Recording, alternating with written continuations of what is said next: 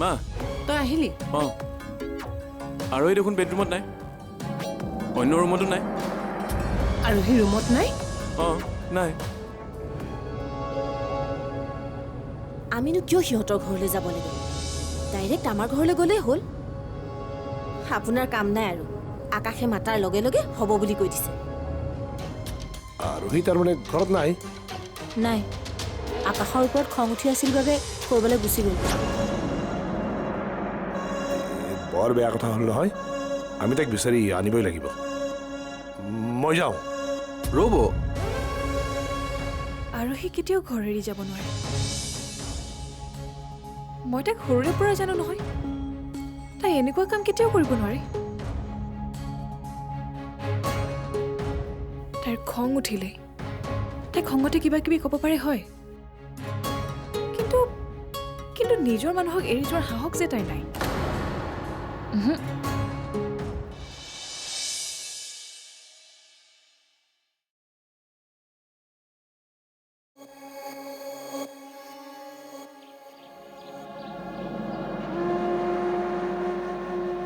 যিমানে জীৱনটোত শান্তিমতে আগবাঢ়িব বিচাৰোঁ সিমানে দেখোন অশান্তিহে বাঢ়িছে আপোন মানুহবোৰৰ কথা অমান্য কৰিব নোৱাৰাটোৱে কিজানি মোৰ ভুল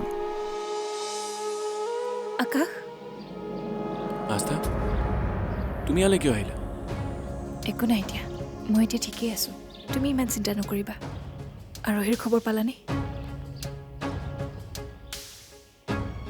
নাই পোৱা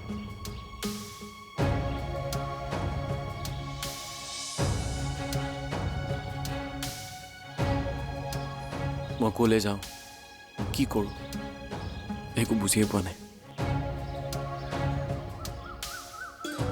আৰু এই চিনাকি প্ৰায় সকলো মানুহকে সুধিলোঁ কিন্তু কোনেও নাজানে তাই ক'ত আছে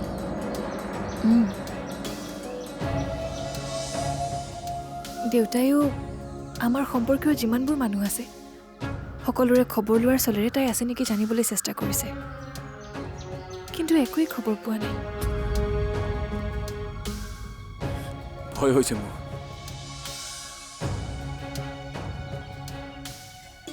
নহয় মানে আৰু ইয়ে তোমাৰ নিচিনা খং আৰু আৱেগত পৰি কিবা ভুল সিদ্ধান্ত লৈ নেপেলাইতো আকাশ নাই নাই তেনেকুৱা হ'ব নোৱাৰে অকণমান দুখ পালে কান্দি কাটি হাইৰাণ হোৱা ছোৱালীজনীয়ে নিজৰ ক্ষতি কেতিয়াও কৰিব নোৱাৰে তুমি এইটো কেনেকুৱা কথা ক'লা হে ভগৱান তাইৰ যাতে একো নহয়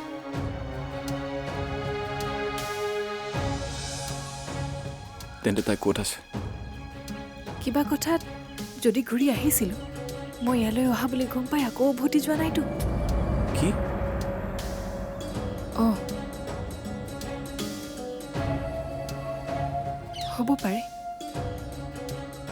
তাইৰ চাগে এতিয়াও মোৰ ওপৰত খং কমাই নাই মই ইয়াৰ পৰা যোৱাটোৱেই ভাল হ'ব আকাশ কি ঠিক কিজানি তাৰপিছত তাই আহে তাই অহা হ'লে আমি গম পালোহেঁতেন নহয় গম নাপাবওতো পাৰা যেনেকৈ যোৱা গম নাপালা ঠিক আছে দিয়া যাবা বাৰু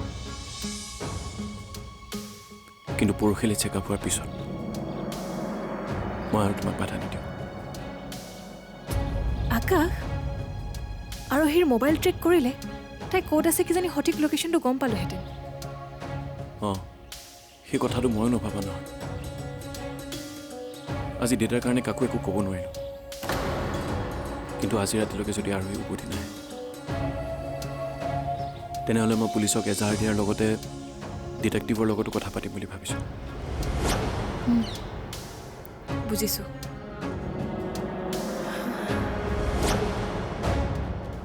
কেঁচু খান্দতে এতিয়া সাপ ওলাব যেন পাইছোঁ তাকেইতো কেনেকৈ যে কি হৈ গ'ল আকাশকতো মই আৰু বেছি দিন ধৰি ৰাখিব নোৱাৰো পুলিচৰ ওচৰলৈ যোৱাৰ পৰা কি কৰোঁ ভাবিয়ে পোৱা নাই এই লপনটো একো কামৰ মানুহ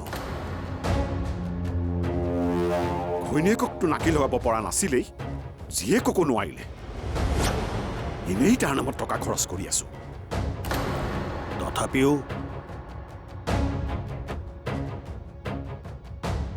উপায় নাই বুজিছে তাক আমি সহ্য কৰিবই লাগিব কাৰণ পিছত আমি কিবা বিপদত পৰিলে বলিৰ ছাগলীটো তাকেই বনাব লাগিব নে কি কয়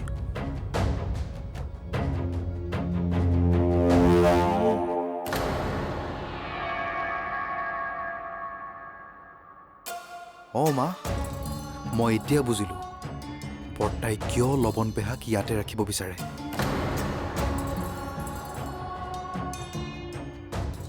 কালি মদৰ নিচাত সকলো গ'লে নহয় তেওঁলোকে হেনো আগতে স্মাগলিং কৰিছিল মা বৰ্তাই লক্ষী পেহীহঁতৰ ভেটিত নিশ্চয় কিবা মূল্যৱান বস্তু পুতি থৈ দিছে যিবোৰ বস্তু তেওঁলোকে স্মাগলিং কৰি পাইছিল আৰু থ'বলৈ ঠাই নাপাই তাতেই পুতি থৈছিল নিশ্চয় সোণ হীৰা এনেকৈ কিবা হ'ব কিন্তু পুতি থৈ তাৰ পৰা উলিওৱাৰ আৰু চান্স নাপালে এইবোৰতো কি কৈছ এইবোৰ কথা হয় জানো তেনেহ'লে এইবোৰতো বহুত লাখ টকাৰ বস্তু হ'ব নহয় লাখ টকাৰ কথা নহয় মা এয়া কোটি টকাৰ কথা নহ'লে এনেকৈ খাপ পেটি থাকেনে অঁ হয় তই ঠিক কথাই কৈছ তেনেহ'লে তইও অলপমান তাৰ পৰা ল'ব পাৰিবি মোক নালাগে মা মই বেলেগ ব্যৱস্থা কৰিম আগতে আৰোহীবোৰ কেছটো জমাই লওঁ মই কাইলৈ পুলিচক জনাম এইখন ঘৰৰ বোৱাৰী নিৰুদ্দেশ হোৱা বুলি ৰচোন এইবিলাক কাম পটককৈ নকৰিবি কিবা কথাত যদি গম পায় তেতিয়া গম নাপায় মা মই বেলেগ নম্বৰৰ পৰা ফোন কৰিম এটা এটাকৈ আউট কৰাৰ সময় আহি পৰিছে পুলিচ ষ্টেচনলৈ যাওঁ এনেকৈ আৰু হাত খাব দি বহি থাকিব নোৱাৰি কিন্তু দেউতাক ক'বা মা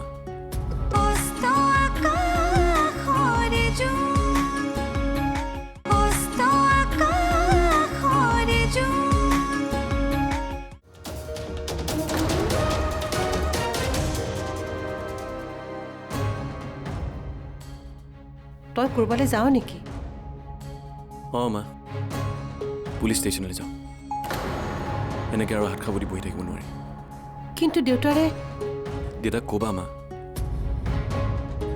সকলো ক্ষেত্ৰতে অকল তেওঁৰ কথা মানি লোৱাৰ কাৰণে আজি মই আস্থা আৰোহী সকলোৱে ভুগিবলগীয়া হৈছে মই আৰু ভুল নকৰোঁ কাৰণ বদনামৰ ভয়ত পুলিচক নিদিলে হয়তো আৰোহীক হেৰাব পাৰোঁ আমি তই ঠিকেই কৈছ যা দেউতাৰ কথা শুনি থাকিলে নহ'ব যা হ'ব দিয়া মা মই যাওঁ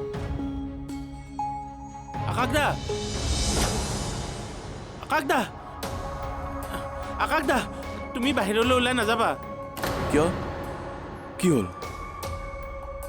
তই ইমান ভয় খাই আছো যে পুলিচ আহিছে তোমাক বিচাৰি পুলিচ অঁ ইয়ালৈ আহিব বিচাৰিছে তুমি সোনকালে ভিতৰলৈ যোৱা ৰচোন ভয় নাখাবি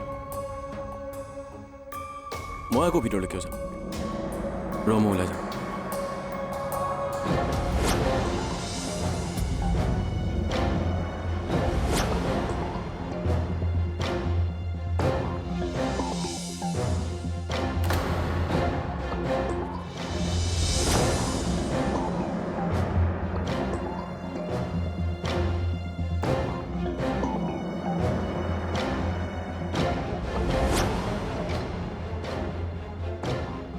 মিষ্টাৰ আকাশ বৰুৱা হয় আপোনাৰ বিৰুদ্ধে অভিযোগ আছে সেয়েহে আপোনাক বিচাৰি আহিছোঁ আকাশৰ বিৰুদ্ধে অভিযোগ কিন্তু ই কি দোষ কৰিলে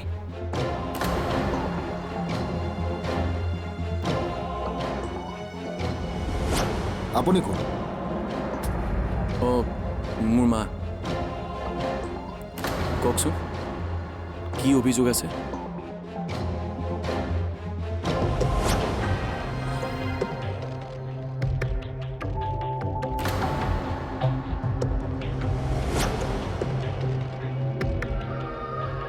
আপোনাৰ ৱাইফ ক'ত? তেওঁ বৰ্তমান ঘৰত নাই। ঘৰত নাই? কেতিয়াৰ পৰা? প্ৰায় 2 দিনমান হ'ল। আপোনাৰ ৱাইফ দুদিনৰ পৰা ঘৰত নাই আৰু আপুনি মনে মনে বহি আছে? নে আপোনাৰ ৱাইফক আপুনি নিজেই নিৰুদ্দেশ কৰিছে? কি? এটা কথা শুনি লওক, মই নিজে এইমাত্ৰ পুলিচ ষ্টেচনত যাব ওলাইছিলোঁ। ভেৰি স্মাৰ্ট মিষ্টাৰ আকাশ বৰুৱা। পুলিচ দেখিয়েই মিছা কথা কোৱা আৰম্ভ হৈ গ'ল। মিছা কথা নহয়, সঁচা কথা। আকাশে সঁচাই কৈছে।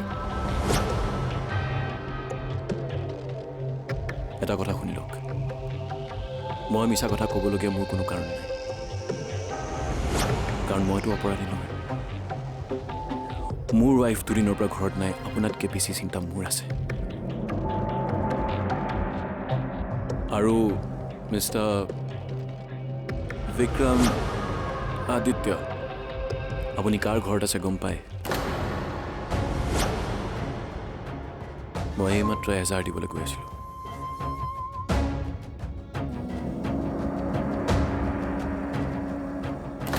আপোনাৰ ৱাইফক লৈ আপুনি সঁচাকৈ চিন্তিত নে মিষ্টাৰ আকাশ? মইতো গম পাইছোঁ আপোনাৰ আৰু আপোনাৰ ৱাইফৰ মাজত সম্বন্ধ ইমান ঠিক নাছিল। কোনে ক'লে আপোনাক?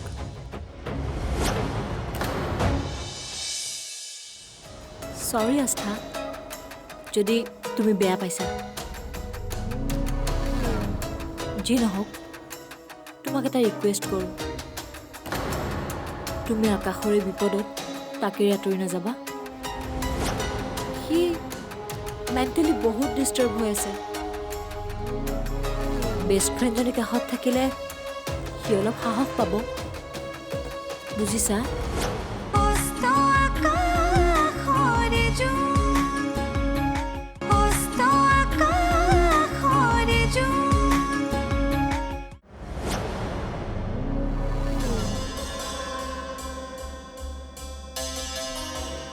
আস্থা, আমাৰ কোনেও নাভাবে তোমাৰ বাবে আৰোহী ইয়াৰ পৰা যোৱা বুলি, কোনেও নাভাবে। আচলতে কি জানা, আৰোহী কাৰো লগত মিলিব নোৱাৰে। আকাশৰ লগতে নোৱাৰিলে, আকাশৰ দৰে ভাল ল'ৰাটোকে বুজি নাপালে। তেনেকুৱা ছোৱালীয়ে নিজৰ দুখটো লুকুৱাবলৈ আনক দুখ দিয়েই। বৌ প্লিজ, আৰোহীৰ বিষয়ে ইমানো বেয়াকৈ নক'ব। তাই মোৰ ভণ্টি।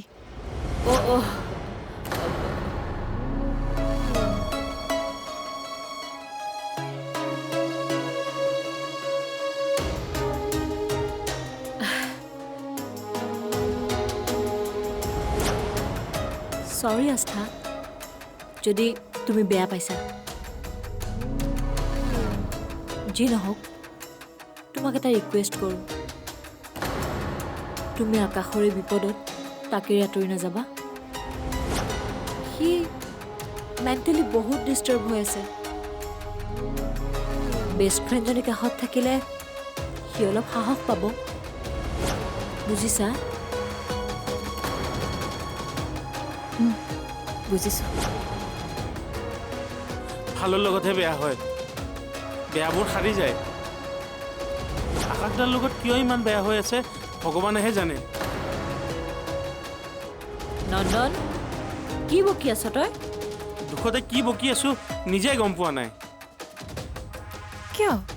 কি হৈছে নন্দন? আকাশদাক বিচাৰি পুলিচ আহিছে।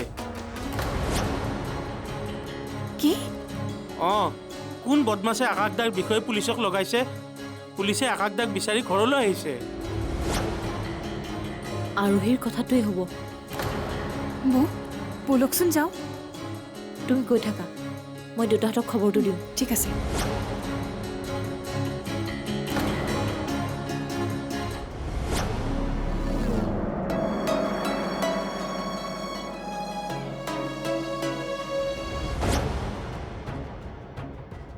আপোনাৰ তাত কোনো FIR নোহোৱাকৈ আপুনি কেনেকৈ কাৰোবাক দোষী বুলি বিচাৰ কৰিব পাৰে? তাতো আপোনাৰ লগত একো প্ৰমাণো নাই। হয়তো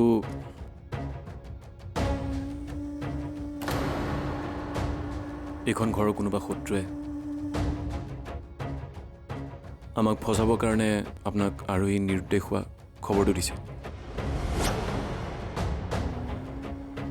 অঁ, কি ঠিক? ফোন কৰা কিজনী অপৰাধী? হ'ব পাৰে, ইনভেষ্টিগেশ্যন কৰিলে সকলো ওলাই পৰিব।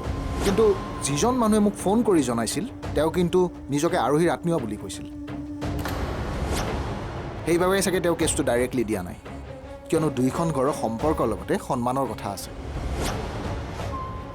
হ'বই নোৱাৰে।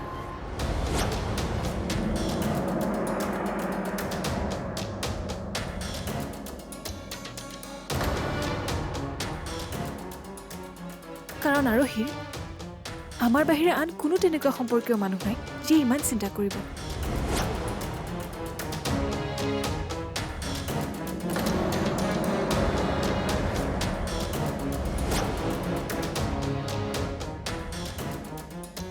আপুনি কোন আৰু আৰোহীৰ বিষয়ে কি জানে? মই আৰোহীৰ বায়েক, মানে তাইৰ মোমায়েকৰ ছোৱালী। আৰু আৰোহী আৰু তাইৰ মাক মানে মোৰ পেহী আমাৰ লগত একেলগে আছিল। কিন্তু ইন্সপেক্টৰ, এই বিষয়েতো আমি পুলিচক একোৱেই জনোৱা নাই। আৰোহীৰ মাক দেউতাকো হ'ব পাৰে।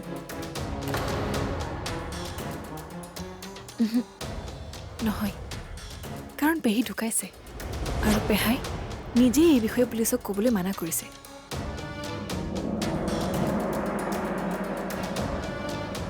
আচ্ছা, কেছটো তাৰমানে ইমান ইজি নহ'ব, কিবা ৰহস্য আছে। যি নহওক ইন্সপেক্টৰ, আপুনি আহিলে ভালেই হ'ল। আপুনি আমাৰ এজাহাৰ লিখক। আৰোহী কেনেকৈ নিৰুদ্দেশ হ'ল, কোনে এই কাম কৰিলে, তাৰ তদন্ত হোৱাটো আমিও বিচাৰোঁ। তাৰ বাবে আমাৰ ফালৰ পৰা যি সহায় লাগে আমি কৰিম। ঠিক আছে।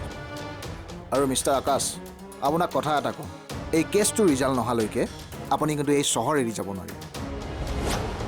হয়, মই নাযাওঁ। মাত্ৰ এটাই ৰিকুৱেষ্ট, আপোনালোকে সোনকালে আৰোহীৰ সন্ধান কৰক। অ'কে ফাইন, আমি চেষ্টা কৰিম।